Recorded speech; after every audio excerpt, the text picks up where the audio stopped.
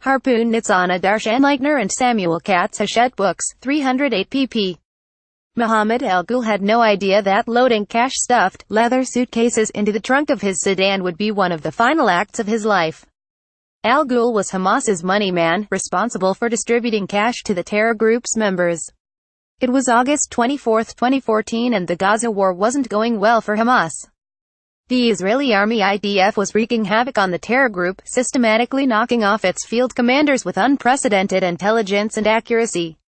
Hamas terror tunnels, some of which had taken years to construct, were being uncovered and destroyed by the IDF while the terror group's rocket arsenal was dwindling rapidly.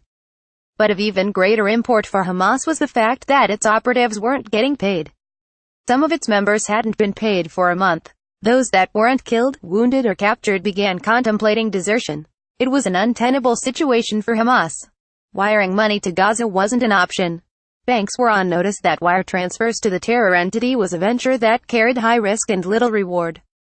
But alGhoul had a plan that would provide a lifeline for Hamas. $13 million, secured from a friendly Muslim country, would be wired to the account of a money changer in Sinai.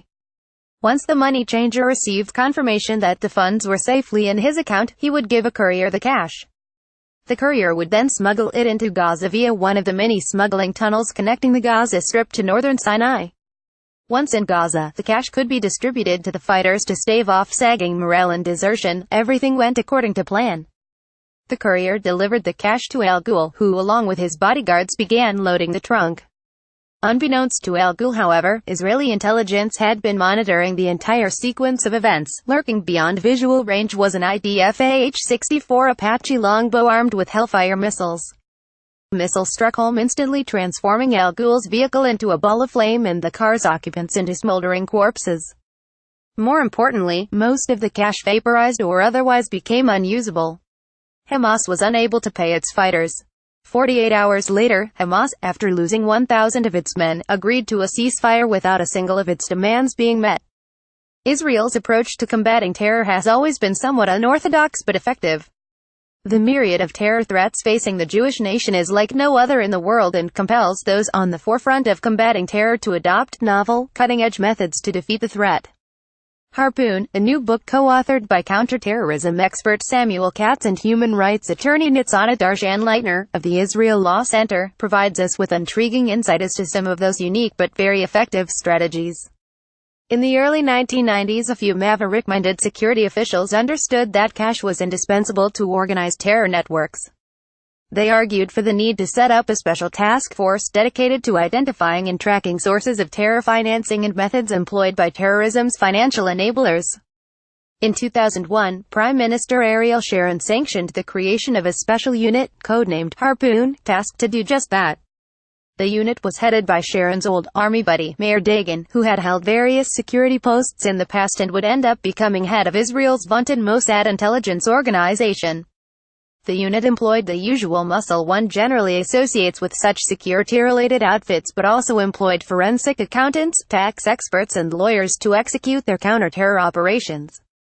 Katz and DarshanLeitner detail some of the more intriguing and complex operations executed by Harpoon, including elaborate, Harpoon-orchestrated Ponzi schemes directed at terrorist organizations. One such scheme cost the Iranian-backed terror group Hezbollah hundreds of millions of dollars and sowed dissension among its rank and file. Another Ponzi scheme targeted Yasser Arafat's PLO, costing the group north of $100 million. In other operations, Harpoon was less circumspect. During the 2006 Second Lebanon War, at Dagan's urging, the Israeli Air Force targeted Hezbollah's treasury offices and several Lebanese banks that housed Hezbollah accounts, or otherwise laundered their money. $100 million went up in flames. 2 weeks later, Hezbollah agreed to a ceasefire. Harpoon also unofficially partnered with an Israeli NGO called the Israel Law Center, Sharat Hayden in Hebrew. The Israel Law Center, headed by DarshanLeitner, specialized in bringing lawsuits against terror groups, their state sponsors and financial institutions that aided and abetted terrorism through money laundering and maintaining terrorist accounts. Lawsuits were brought against Iran, Syria, North Korea, the PLO, Hamas, Hezbollah, the Amman-based Arab Bank, the Lebanese-Canadian Bank LCB and other entities based on a variety of legal theories including the Anti-Terrorism Act, the Foreign Sovereign Immunities Act, the Alien Torts Claims Act and even New York State tort law. Some of these lawsuits are still pending while others succeeded in extracting sizable sums from the defendants. Banks and other financial institutions suddenly became cognizant of the fact that doing business with terrorists could cost them a fortune and even bankruptcy. Other banks doing business with banks tainted by terror could also potentially be liable for damages, as was the case with the New York-based American Express Bank, which acted as a correspondent bank for LCB and lost its jurisdictional argument. Perhaps Harpoon's greatest success was getting the U.S. government on board with the initiative. Harpoon partnered with the U.S. Treasury Department, the Department of Justice, the CIA and other sub-branches of the U.S. government to effectively tie up or seize terror funds. An Israeli source dryly noted that the power of the U.S. judiciary and other branches of government like Treasury wielded more force than a fleet of aircraft carriers. Harpoon reads like a fast-paced thriller, but the James Bond-style operations executed by Israeli and U.S. operatives are not the stuff of fiction. They actually occurred and severely disrupted terrorist operations. As a result of Israel's actions, terrorists have now been forced to increasingly rely on hard cash to finance their operations. Banks even whiffing impropriety will immediately cease all contacts with the suspected party wishing to open an account, wire funds or engage in other seemingly innocuous business activity.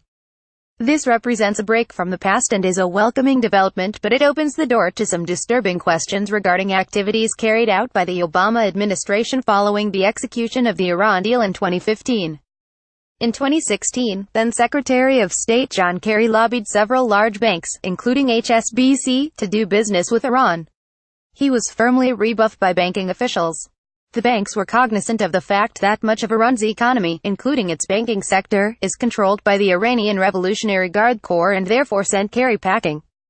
Why then did Kerry act in such an imprudent manner when it was patently obvious that Iranian banks, if given access to Western banks, would inexorably use those contacts for nefarious purposes? Even more troubling is Obama's 2016 transfer of $1.7 billion in cash to the Islamic Republic. The administration was certainly cognizant of the fact that Iran was constrained from wiring money to its terrorist proxy groups due to increased vigilance in the banking sector. The only method of currency delivery available to the Iranians was by physically transporting pallets of cash to the required destinations, where the money would then be distributed to pay terrorist salaries and otherwise finance terror activities. Surely, Obama must have known that the $1.7 billion was not going to be used to build hospitals and schools. Indeed, the manner in which the Obama administration transferred the cash, in the dead of night away from prying eyes, lends credence to the notion that it was well aware of the consequences. These are questions certainly worth exploring. In the meantime, Katz and DarshanLeitner have done an admirable job providing readers with fascinating insight on the world of terror financing and innovative methods used by Israel's counter-terror and intelligence experts to successfully thwart terror financing activities.